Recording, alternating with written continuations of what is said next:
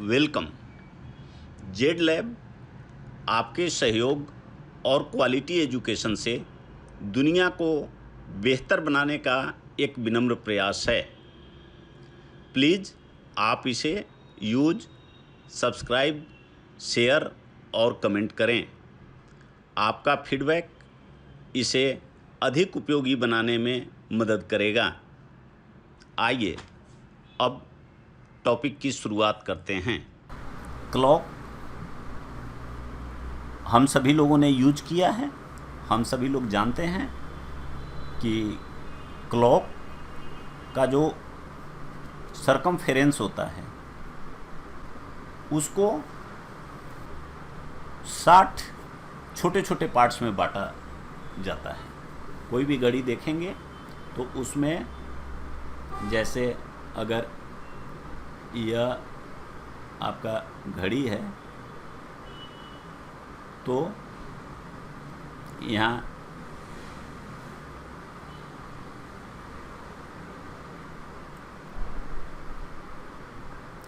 प्रत्येक घड़ी को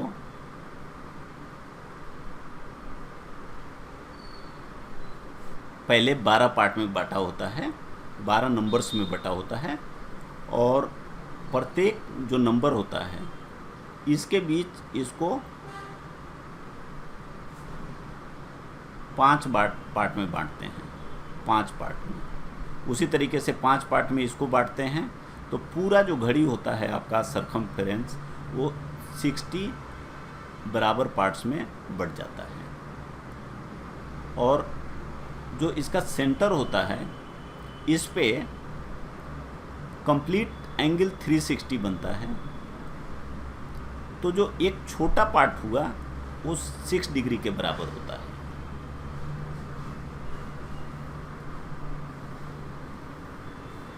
इस छोटे पार्ट को स्टेप्स भी बोलते हैं या स्टेप्स भी बोलते हैं।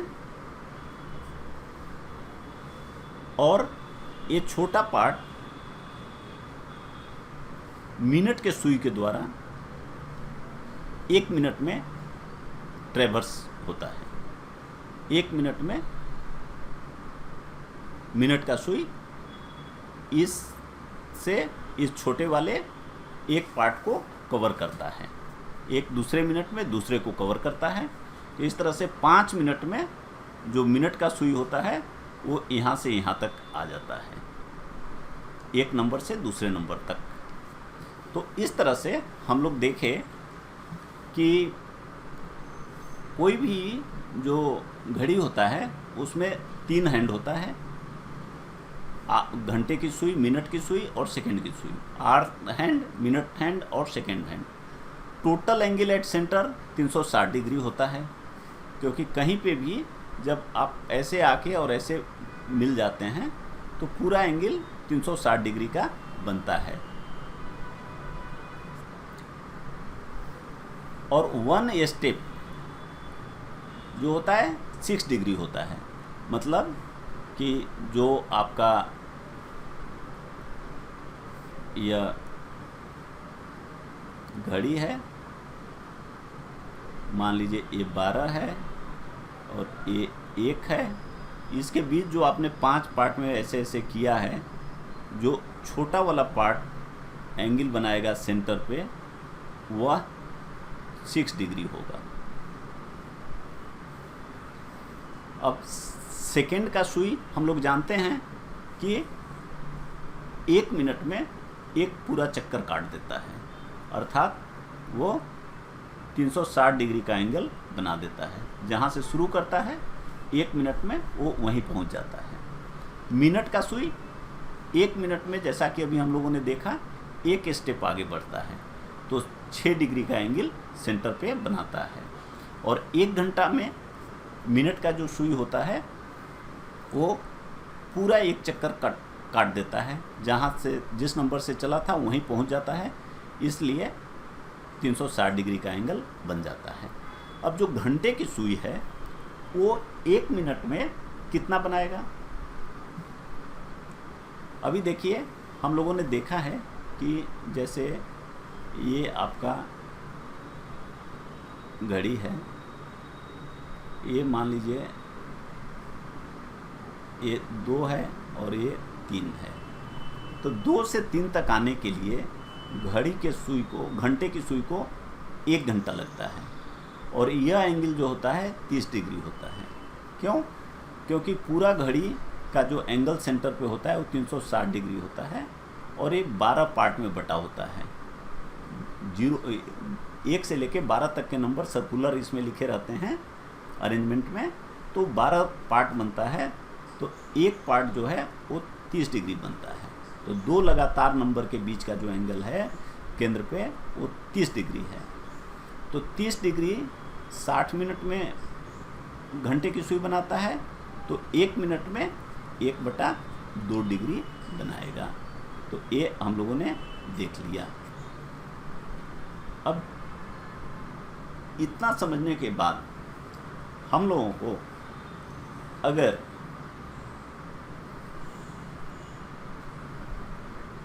कोई पार्टिकुलर समय हो, चूँकि हम लोग जानते हैं कि जो घंटे का सुई है और मिनट का सुई है हमेशा चलते रहते हैं, और दोनों अलग अलग गति से चलते हैं, दोनों का स्पीड अलग अलग है। दोनों बराबर समय में सेंटर पे बराबर एंगल नहीं बनाते हैं। मिनट का सुई अधिक एंगल बनाता है, और घंटे का जो सुई है आर एंगल है वो कम सुई बनाता है, कम एंगल बनाता है। इसलिए घंटे और मिनट की सुई के बीच का जो एंगल होता है वो कंटिन्यूअसली चेंज होता रहता है। अब अगर हमें उसके बीच का एंगल निकालना है तो हम लोग कैसे निकालेंगे, आइए इसको देखते हैं। देखिए, कोई भी मान लीजिए कि हमें कोई भी समय घंटे और मिनट के सुई के बीच का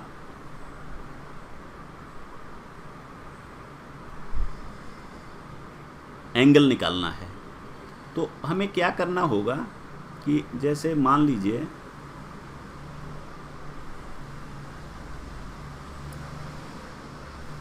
यह घड़ी है और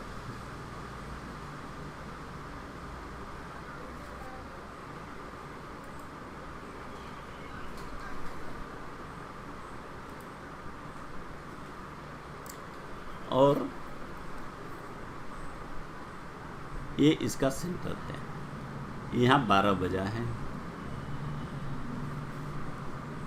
यहाँ से चल के मान लीजिए कि अभी घंटे का सुई कहीं यहाँ पे है, और मिनट का सुई मान लीजिए इसको हमने लंबा कर दिया दिखाने के लिए, यहाँ पे है। तो इन दोनों के बीच का जो एंगल हुआ वो यह हुआ, यह एंगल हुआ। ये हम लोगों को निकालना है, लेकिन ये ऐसे हम लोग निकाल नहीं सकते हैं। तो इसलिए हम लोग क्या करेंगे, एक तीसरे स्टैंडर्ड का टाइम का मदद लेंगे। जब यहाँ से लेंगे कि यहाँ से हम लोग जानते हैं कि यहाँ से यहाँ तक कितना एंगल बनता है, और उसी तरह से मिनट का जो सुई एंगल बना रहा है यहाँ से यहाँ तक, वो कितना बन रहा है। अगर ये दोनों हम लोगों को पता है, ये अगर मान लीजिए पहला वाला एंगल जो अभी हमने लिखा है ये θ1 है, और यह एंगल बाद का θ2 है। अगर हमने θ1 में से θ2 को माइनस कर दिया तो ये एंगल हमारा थीटा निकल जाएगा। तो इसी कॉन्सेप्ट का यूज करके और हम लोग दोनों के बीच का एंगल निकालेंगे। अब देखिए, जो 12 वाला कोई भी अगर टाइम मान लीजिए h/am मिनट हो रहा है, h आवर को बताता है और m मिनट को बताता है। जैसे सपोज 4:30 हो रहा है, तो h हमारा 4 है और m 30 है। इस तरह से कोई भी टाइम दिया हुआ है तो उसमें h और m हम आसानी से निकाल सकते हैं। तो देखिए, h में अगर यहाँ h आवर और एम मिनट में यह हालत है, तो थीटा 1 कितना होगा? थीटा 1 होगा कि 12 वाले जगह से यहाँ तक आने में जो घंटे की सुई है उसने कितना एंगल बनाया। तो हम लोग जानते हैं कि घंटे की सुई 1 घंटा में 30 डिग्री का एंगल बनाता है, तो एच आवर में 30 गुना एच का बनाएगा। 1 घंटा में 30 का बनाएगा, 2 घंटा में 30 गुना 2 का बनाएगा, इस तरह से 30 एच। और लेकिन यहाँ पे एम मिनट भी है, एच आवर पूरा हुआ, उसके आगे एम मिनट और दोनों सुई चले हैं, तो एम मिनट में जो आवर का सुई है वो कितना एंगल बनाएगा? m/2, क्योंकि 1 मिनट में घंटे की सुई 1/2 मिनट बनाता है। तो जो हमारा यहाँ पे हमने अभी जो लिख कर दिखाया है थीटा 1 या यहाँ थीटा h हमने लिखा है, वो एंगल हो गया। और जो हमने यहाँ पे थीटा 2 लिखा है इस फिगर में, यहाँ पर वो है कि मिनट का सुई इतना देर में कितना एंगल चलेगा।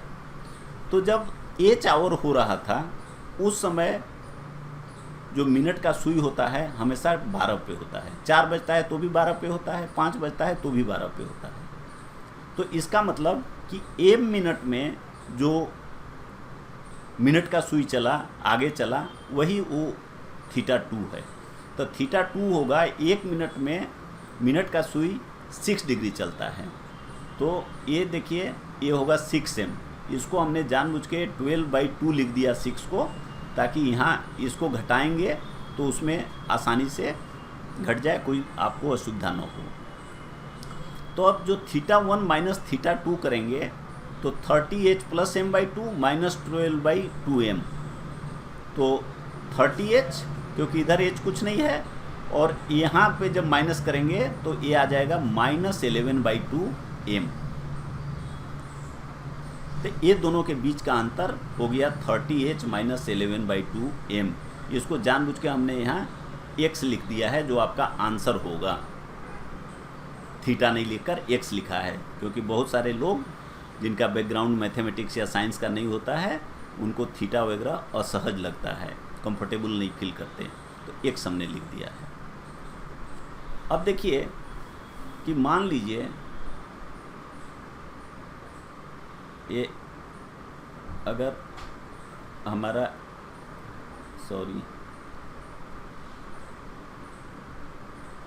एक घड़ी है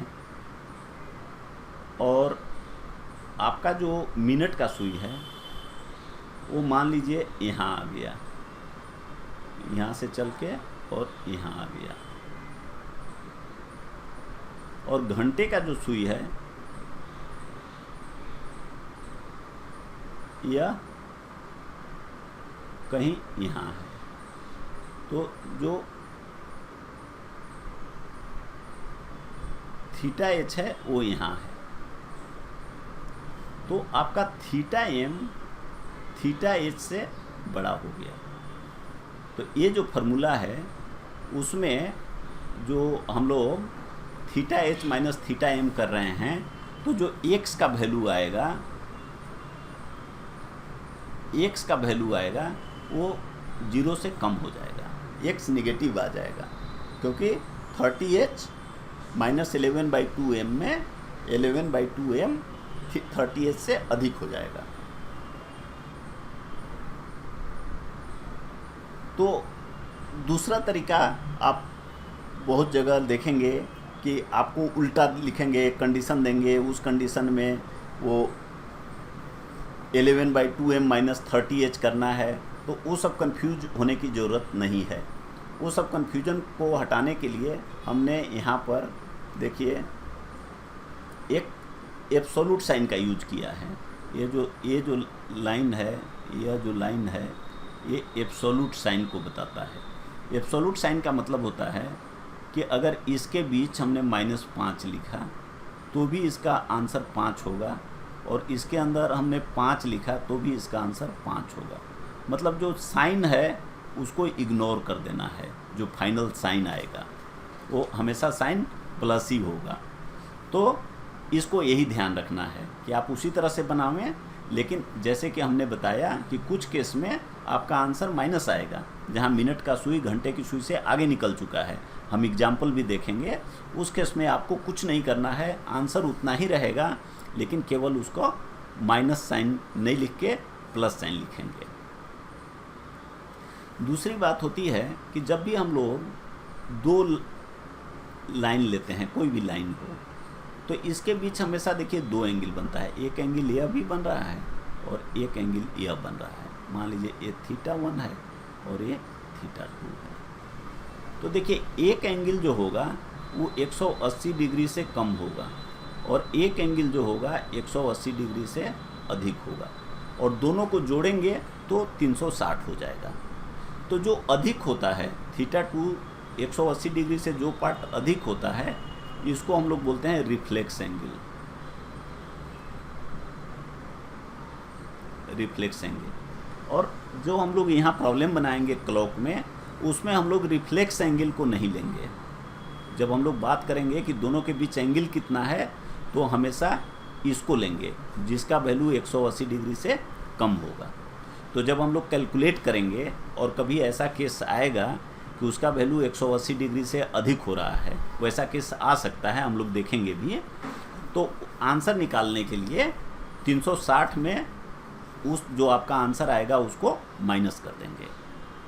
तो यहाँ पे देखिए ये चीज़ हमने यहाँ पे लिख भी दिया है कि जो एंगल का वैल्यू होगा वो हमेशा 0 से 180 के बीच में होगा, और अगर x obtained is greater than 180 degree, then answer will be 360 degree minus x। अगर आपका आंसर जो x जो ऑब्टेन किए वो 180 से अधिक है, तो आंसर के लिए उसको 360 में माइनस कर दीजिए।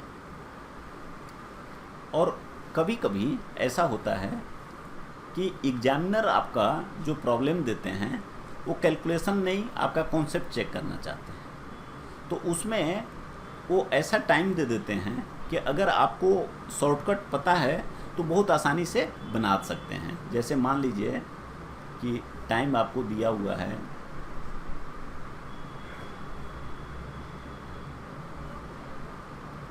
6:30, तो ये दोनों के बीच का जो रेशियो है वो 1:5 है। तो इस केस में आपका जो आंसर होगा कि दोनों के बीच का जो एंगल होगा वो होगा m/2, अर्थात यहाँ 30/2 मतलब 15 डिग्री। तो उतना कैलकुलेट करने के बजाय आप डायरेक्टली इसको निकाल लेंगे। उसी तरह अगर मान लीजिए कि 5:20 दिया हुआ है, 5:20 दिया हुआ है, ये दोनों के बीच का रेशियो 1:4 है, तो इस केस में आंसर होता है 2m।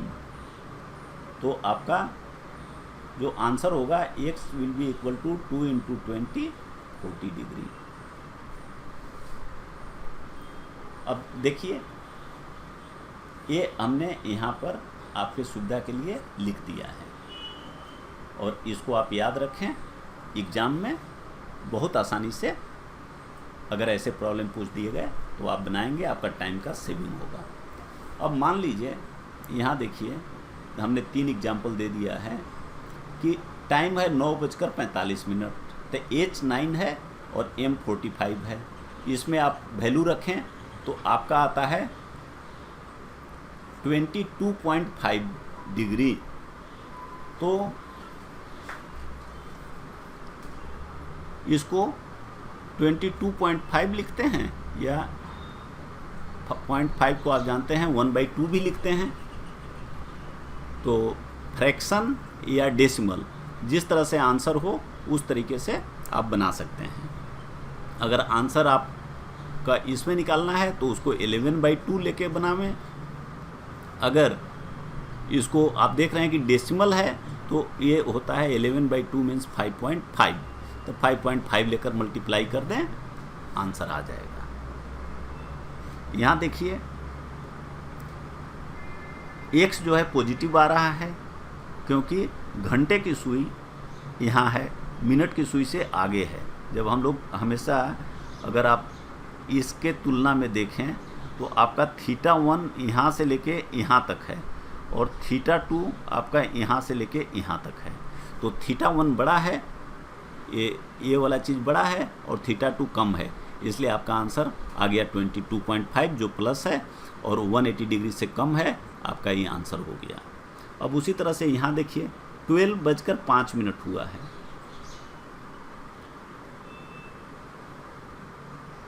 अब जब एच के जगह 30 रखिए, एम के जगह 5 रखिए, तो आपका आंसर आ गया 332.5।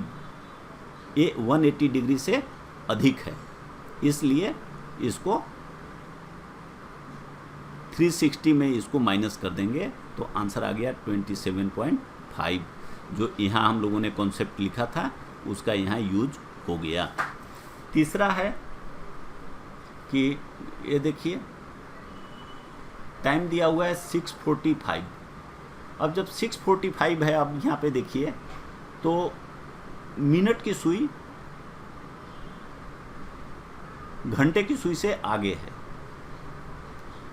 तो यहाँ पर जब आप निकालेंगे एच की जगह 6 और एम की जगह 45 रख के, तो आपका आंसर माइनस में आ जाएगा, -67.5। तो इसको हम जानते हैं कि एब्सोल्यूट वैल्यू हमको लेना है, तो आंसर हो जाएगा 67.5 डिग्री। तो ये एग्जाम्पल्स, इन एग्जाम्पल्स के साथ हम लोग दोनों सुइयों के बीच किसी भी समय एंगल निकालना सीख गए। दो शॉर्टकट कि अगर स्पेशल टाइम दिया हुआ है, स्पेसिफिक केस H:1 M 1:5 है या H:M 1/4 है, तो हम लोग शॉर्टकट का यूज करके बिना कोई कैलकुलेशन के निकाल दे सकते हैं। अब जो एंगल बिटवीन हैंड्स है वो देखिए हम लोग स्पेसिफिक केस देखेंगे। स्पेसिफिक केस कहने का मतलब है कि अगर हम लोग एंगल जानते हैं और एच भी जानते हैं, आर भी जानते हैं, तो हम लोगों को एम निकालना है। देखिए कैसे होता है कि जो हमारा फॉर्मूला है उसमें 3 वेरिएबल हैं। एक्स है जो एंगल है, एच है आवर का वैल्यू है, और एम मिनट का वैल्यू है। अब ये उल्टा, वहाँ पे एच और एम दिया रहता था, तो हम लोगों को एक्स मतलब एंगल थीटा निकालना होता था। लेकिन अब यहाँ क्या दिया रहेगा, एक्स और एच दिया रहेगा, तो हम लोगों को एम निकालना होगा।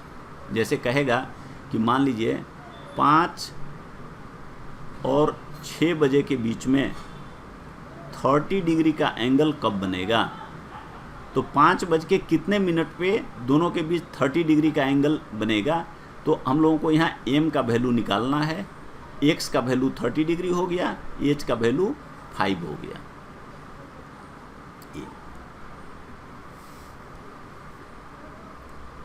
तो उसी फॉर्मूले को अगर एक्स के जगह पे हमने ए लिख दिया यहाँ, और हमने इस फॉर्मूला को जनरलाइज कर दिया, प्लस माइनस दोनों ले लिया, तो आप देखिए m = हो जाएगा 2/11 30h ± a। ये उसी से निकाला। अब जो a है वो एंगल है दोनों के बीच में। अब इस तरह का देखिए 3 फेनोमेना, स्पेसिफिक फेनोमेना होता है या स्पेशल फेनोमेना होता है कि कभी कभी जो दोनों सुई होते हैं एक दूसरे को ओवरलैप करते हैं। जैसे 12 बजता है तो 12 पे घंटे का भी सुई होता है और मिनट का भी सुई होता है, तो दोनों के बीच का एंगल देखेंगे तो कितना बना, 0 डिग्री। तो इसको ओवरलैप कहते हैं। और जब करीब करीब 6:30 बजता है तो या 12:30 बजता है, तो उस समय देखिए क्या होता है, घंटे की सुई ऑलमोस्ट 12 के आसपास होता है और मिनट का सुई 6 के आसपास होता है। ये पूरा एंगल 180 डिग्री होता है, एक दूसरे के अपोजिट होते हैं। जैसे इस तरह का होता है, एक लाइन में, एक सिद्ध में, तो इसको कहते हैं अपोजिट। ये हमारा दूसरा केस है। तो उस केस में ये ए का वैल्यू 180 होता है। और तीसरा केस है कि जब राइट एंगल हो, दोनों के बीच का जो एंगल हो वो इस तरह का हो, इस तरह का, ये 90 डिग्री। तो जैसे मान लीजिए 3 बज रहा है, तो यहाँ घंटे का सुई 3 पे होगा, तो मिनट का सुई 12 पे होगा, तो ये इस तरह का होगा। तो इसको राइट एंगल बोलेंगे, एक समकोण बनता है हिंदी में। अब ये जो फार्मूला आया था यहाँ इसमें, अब ए के जगह पे देखिए 0 रख दीजिए, तो ये फार्मूला आपका इतना हो गया 60/11H। 180 रख दीजिए तो 60/11 प्लस माइनस 6, और यहाँ पे 90 रख दीजिए तो वो बन गया 60/11H प्लस माइनस 3, क्योंकि यहाँ जो आपको 3 दिखाई दे रहा था, ये 30, इस 30 को बाहर कर दिया।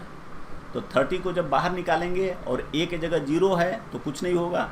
अगर 180 है तो यहाँ पे 6 बच जाएगा, अगर 90 है तो 3 बच जाएगा। तो इस तरह से आपके फार्मूला हो जाएंगे।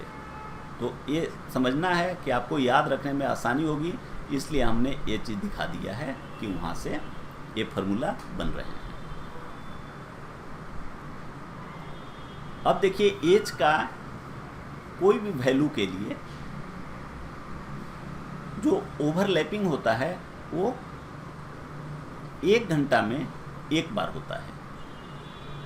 यहाँ हमने लिखा भी है, ये देखिए कि नंबर ऑफ टाइम्स हैपेंस। तो ये अपोजिट जो होता है, ओवरलैप 1 घंटा में 1 बार होता है, लेकिन 12 घंटा में 11 बार होता है, 12 बार नहीं होता है।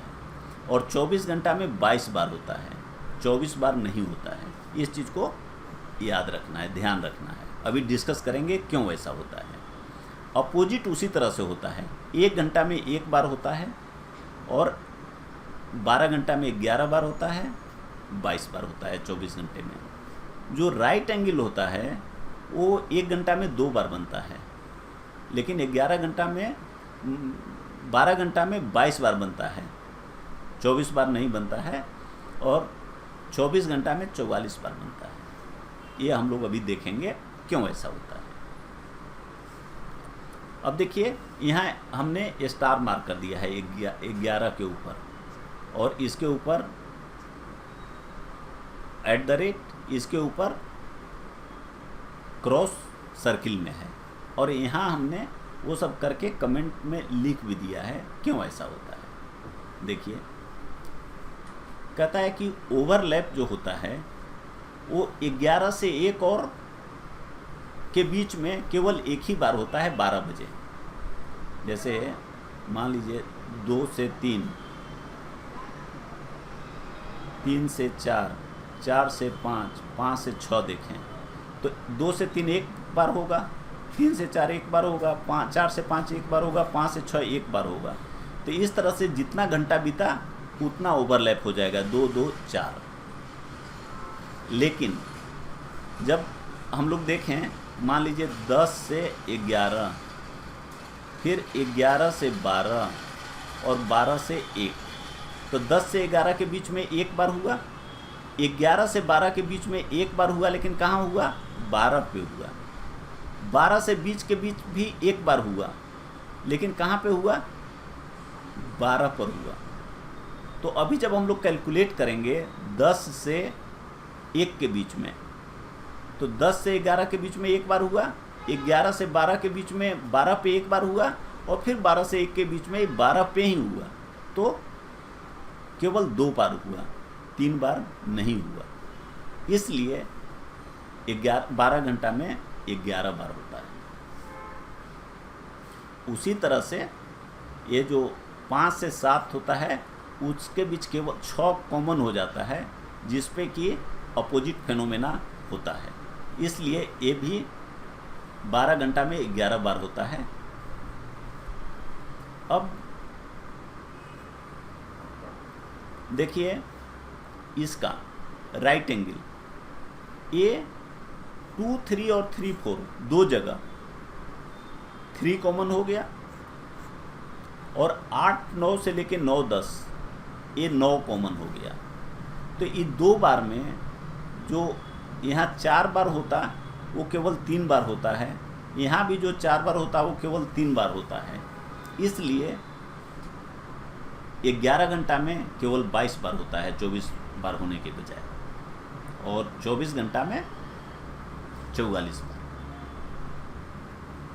क्योंकि वो एक कॉमन टाइम हो रहा है जो दोनों के बीच में आ रहा है। जैसे 2 3 और 3 4 के बीच में 3 आ गया, और उसी समय राइट एंगल का फेनोमेना हो रहा है।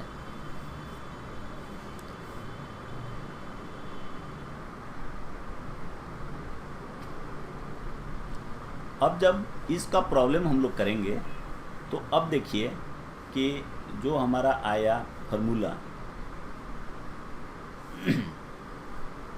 यहाँ देखिए कि इसमें तो कोई ये नहीं है। जो पहला बार हमारा आया 60/11H, उसमें कोई आगे है ही नहीं प्लस माइनस, इसलिए कोई प्रॉब्लम नहीं है।